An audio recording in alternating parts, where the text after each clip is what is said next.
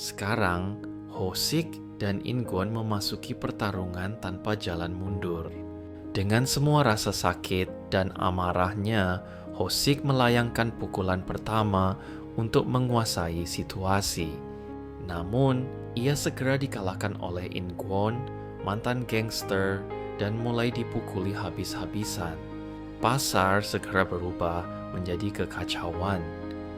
Dan Yongjun serta Eunhee mencoba menghentikan mereka. Pertengkaran keduanya akhirnya merada, dan Ingwon serta Hosik dipenuhi rasa terkejut dan kekhawatiran terhadap anak-anak mereka. Gosip tentang Yongju dan Jonghyun menyebar seperti api di pasar dan seluruh lingkungan sekitar. Sementara itu, Jonghyun mulai bekerja demi Yongju dan bayi mereka, tanpa pergi ke sekolah atau les. Yongju merasa hancur melihat wajah ayahnya yang penuh luka saat ia masuk ke kamar. Dia mencoba meyakinkan ayahnya bahwa dia akan melahirkan bayinya dan tetap masuk Universitas Seoul. Hosik memberikan uang yang telah dia kumpulkan kepada Yongju dan menyuruhnya mengurus semuanya sendiri. Itu adalah uang yang Hosik kumpulkan dengan susah payah, tanpa menggunakannya atau memakainya demi Yongju. Yongju tidak memperdulikan uang ayahnya, melainkan persetujuan dari ayahnya. Pada akhirnya, dia meninggalkan rumah. Yongju menelepon Jonghyun dan mereka kembali menyewa kamar motel. Jonghyun menelepon ayah Yongju dan memohon agar membawanya pulang karena kondisinya terlihat sangat sakit.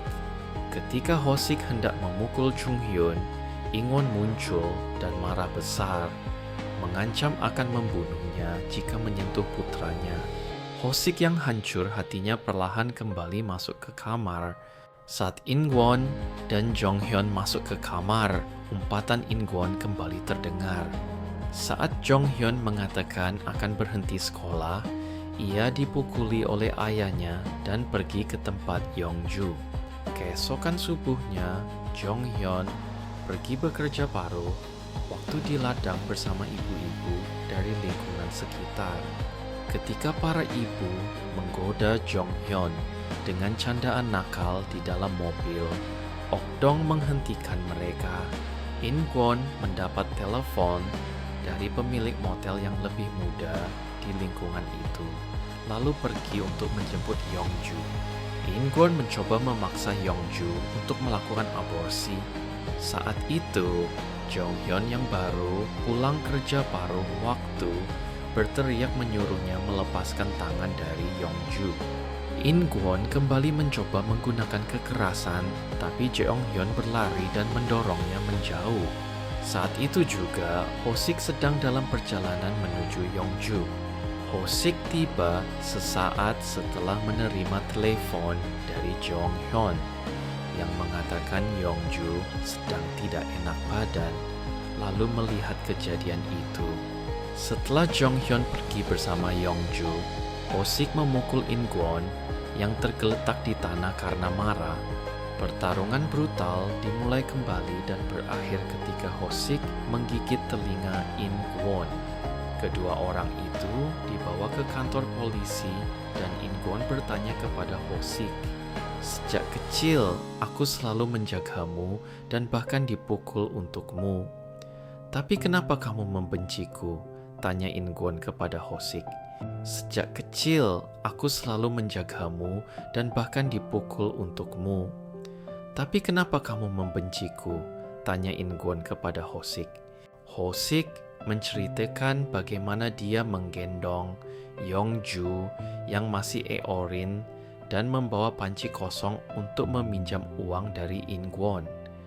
Tapi Ingwon malah menghina mereka, menyebut Hosik pengemis yang menggunakan anaknya untuk meminta-minta. Hosik berkata bahwa sejak hari itu, dia mulai membenci Ingwon karena merasa sangat dipermalukan. Mendengar itu, Ingwon terdiam dan merenung dalam.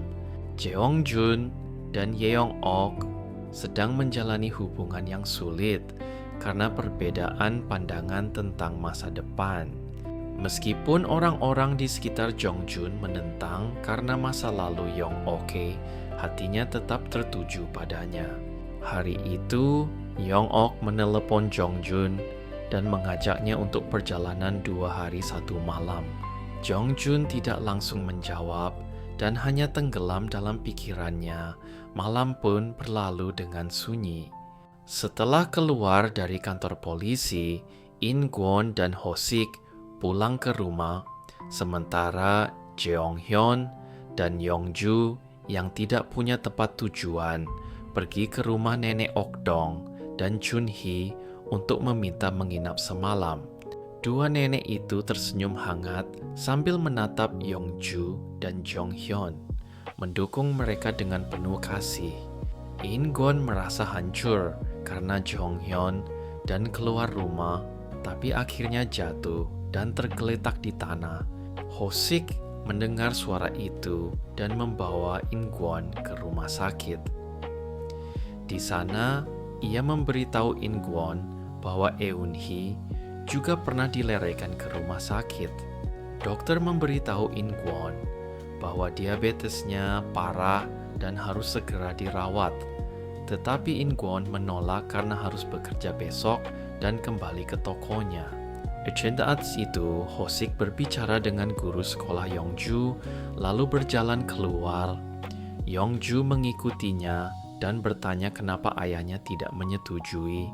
Yong-ju berkata bahwa dia paling menyayangi ayahnya, bahwa dia adalah segalanya bagi hidup ayahnya, dan meminta maaf karena telah membuat ayahnya merasa kesal. Eun-hee menelepon Jeong-hyun dan memberitahunya tentang diabetes In-kwon. Lalu Jeong-hyun segera menuju ke toko ayahnya.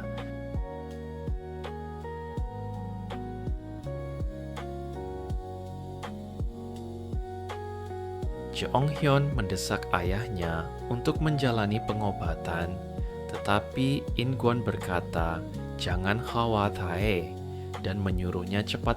In-kwon berkata dengan sedih bahwa dia tidak menyangka putranya yang merupakan segalanya baginya akan seperti ini. Jong-hyun meminta maaf dan memeluk ayahnya. Keduanya hanya bisa menangis tanpa henti, dan Ho-sik yang basah kuyup oleh hujan menatap mereka sambil menangis.